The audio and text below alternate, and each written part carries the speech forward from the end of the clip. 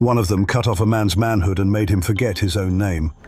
The other tied a woman to his bedpost and killed her with a crossbow for fun. Game of Thrones gave us the two most evil characters in television history. Joffrey Baratheon and Ramsay Bolton. Both monsters. Both sadists. Both responsible for acts so cruel they are hard to watch even on a second viewing. But which one was worse? Today we are settling this once and for all. We are comparing them in 4 categories. How they treated their family, how they treated the women in their lives, how they fought their enemies, and how they treated the innocent. By the end, only one will earn the title of the most evil character in Game of Thrones. And the answer is not the one most people expect. Let us start with family, because how a man treats the people who share his blood tells you everything about what he really is. Joffrey Baratheon grew up believing he was a king's son. He had a mother who spoiled him, a father who ignored him, and a grandfather who terrified him. He was cruel to all of them, but in different ways. He publicly humiliated his mother. When Cersei slapped him for asking about Robert's bastards, Joffrey looked at her and said, "What you just did is punishable by death." His own mother, the woman who gave him everything. He tormented his uncle Tyrion constantly, mocking his height, pouring wine on his head, forcing him to act as a cupbearer at his own wedding. And as he was dying from poison, his last act was to point at Tyrion, framing his own uncle for murder with his final breath. But here is the line Joffrey never crossed. He never killed a family member. He was cruel, humiliating, and vicious, but he never murdered his own blood. Ramsay did. Ramsay Bolton stabbed his own father in the chest. Roose Bolton, the man who legitimized him, who gave him the Bolton name, who turned him from a bastard into an heir. Ramsay hugged him and pushed a knife into his heart. But he did not stop there. He took his stepmother Walda and her newborn baby, his own half-brother, an infant, and led them to the kennels. And he watched his starving hounds tear them both apart, a woman and a baby. His own blood. I prefer being an only child. Joffrey was cruel to his family. Ramsay erased his. Round 1, Ramsay. Both men destroyed the women in their lives, but the way they did it reveals the difference between a coward and a predator. Joffrey forced Sansa Stark to stare at her dead father's head on a spike. He ordered knights to beat her in front of the entire court. He aimed a crossbow at her chest. He stripped her publicly. He threatened to visit her on her wedding night after she married Tyrion. Every act of cruelty Joffrey committed against Sansa had one thing in common. He never did it himself. He ordered Sir Meryn Trant to hit her. He pointed a crossbow but never fired it at her. He made threats but never followed through personally. Joffrey was a coward who used his crown as a weapon. Without it, he was nothing. But then there was Ros, the prostitute Tyrion sent to him. Joffrey tied her to his bedpost and shot her full of crossbow bolts, not because she threatened him, not because she defied him, because he wanted to see what it felt like. That was not cruelty for power. That was cruelty for pleasure.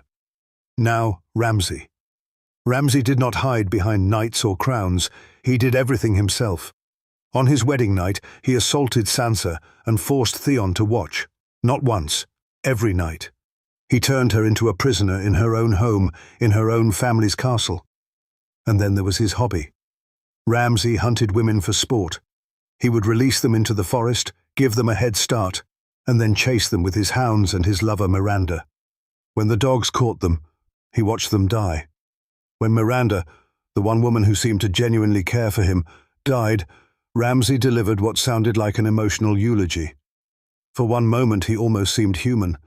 Then he said 6 words that erased any doubt about what he was. "This is good meat. Feed it to the hounds." Joffrey was a coward who tortured women from behind a crown. Ramsay was a predator who hunted them for fun. Both are monsters. But a coward can be stopped by taking away his crown. A predator cannot be stopped by taking away anything. He will find another way. Round 2. Ramsay. But wait, before we get to the final verdict, there are 2 more rounds, and the next one might change your mind about who is truly worse. How you treat your enemies reveals whether you are cruel out of fear, or cruel because you enjoy it. Joffrey's greatest act against an enemy was executing Ned Stark. But here is the truth. The execution was supposed to be in exile. Cersei, Varys, even the High Septon had arranged for Ned to take the Black and join the Night's Watch. Joffrey agreed. And then, in front of everyone, he changed his mind. He did not execute Ned Stark because it was strategic. He did it because he wanted to feel powerful. One impulsive decision from a teenage boy, and the entire continent went to war. But here is the important detail. Joffrey never fought anyone. Not once. When Stannis attacked King's Landing, Joffrey ran. He hid behind his mother's skirts while Tyrion nearly died defending the city. Joffrey was a king who ordered death but never delivered it. He was a coward wearing a crown. Ramsay was the opposite. Ramsay did not order others to torture Theon Greyjoy. He did it himself, with his own hands. He flayed Theon's fingers. He cut off his manhood. He broke his mind so completely that Theon forgot his own name and became Reek. If you think this has a happy ending, you haven't been paying attention. And when Jon Snow came to take back Winterfell, Ramsay used Rickon Stark as bait. He set the boy free, let him run toward his brother, and put an arrow through his heart at the last possible second. Not because he needed to, because he wanted Jon to watch. Then he ordered his archers to fire into the battle, hitting his own men as well as Jon's. He did not care who died. His own soldiers, innocent men fighting for House Bolton. They were all disposable. Joffrey ordered cruelty from a safe distance. Ramsay walked into the blood and enjoyed every second of it. Round 3, Ramsay. This is where it gets complicated, because this is the one round where Joffrey might actually be worse. Before Joffrey was even king, he caused the death of Micah, the butcher's boy, a child, a boy who was playing swords with Arya Stark.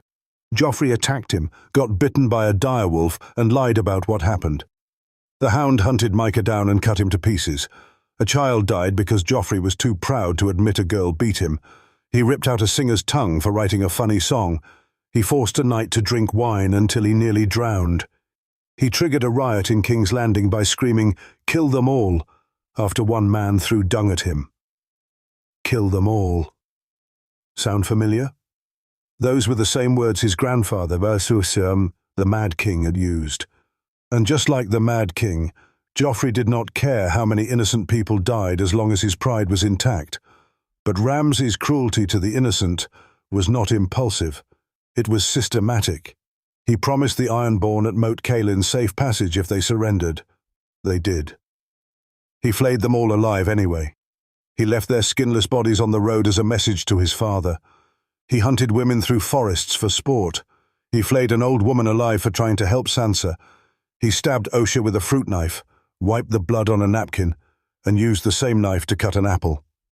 Ramsay killed innocents with his own hands and felt nothing. Joffrey ordered innocents killed and felt powerful. Both are evil. But there is a difference. Joffrey was a boy who was given too much power and no consequences. Take away his crown, and Joffrey is just a scared, cruel child. Ramsay was a monster with or without power. He did not need a crown to kill. He did not need an army to torture. He did not need a reason to destroy someone. He simply enjoyed it. Round 4, Ramsay, but barely. Joffrey was catching up. 4 rounds, 4 categories. Ramsay won all 4. But there is one final detail that makes this verdict more complicated than it seems. Joffrey Baratheon died at 16. He was poisoned at his own wedding before he could fully grow into the monster he was becoming. Every season, he got worse. Every episode, his cruelty escalated. At 12, he lied about a butcher's boy. At 16, he was tying women to bedposts and shooting them with crossbows. If Joffrey had lived to 20, to 25, to 30, what would he have become? Ramsay Bolton was older, more experienced, more calculated. He had years to develop his cruelty into an art form. Joffrey was just getting started. But based on what we saw, not what might have been, the answer is clear. Joffrey Baratheon was a coward who used his crown to inflict suffering. Take away the crown, and Joffrey is nothing.